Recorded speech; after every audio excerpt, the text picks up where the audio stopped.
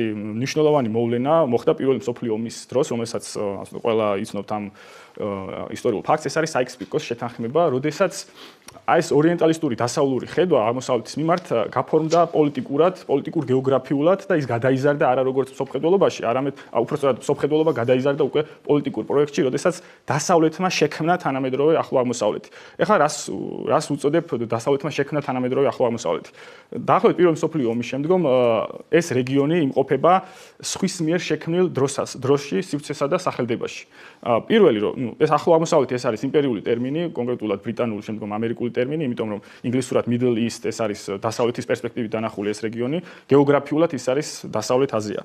მეორე დროის სივრცე, მანამდე ისლამურ ცივილიზაციებში არსებობდა ისლამური კალენდარი და ამ კალენდარს მისდევდნენ ისინი, მოგეხსენებათ 622 წელს იწყება ათვლა მათი წელთაღრიცხვის და მესამე ეს არის სივრცული განზომილება, ხო? მანამდე არსებობდა ოსმალეთის იმპერია და მეტნაკლებად სპარსეთის იმპერია, მაშინ ასე ვთქვათ სივრცულად გარკვეულ ასე ვთქვათ ეთნოსებს, გარკვეულ რელიგიურ ჯგუფებს მოუხაზეს სივრცე, ასე თუდად რო ვთქვათ, ხო? შექმნეს ახალი სახელმწიფოები, რომელსაც დღეს ჩვენ ვიცნობთ, ხო? ერაყი, სირია, ლიბანი, იორდანია და სპარსეთის ყურის არაბული ქვეყნები. ეს იყო მოვლენა, როდესაც მოხდა აი ორიენტალისტური ხედვის, როგორც ვახსენე, პოლიტიკური გეოგრაფიული გაფორმება.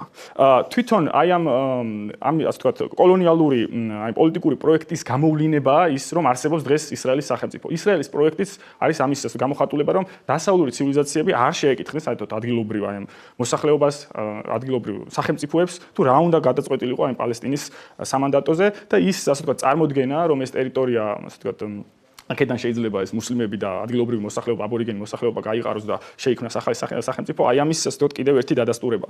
პირველი მცდელობა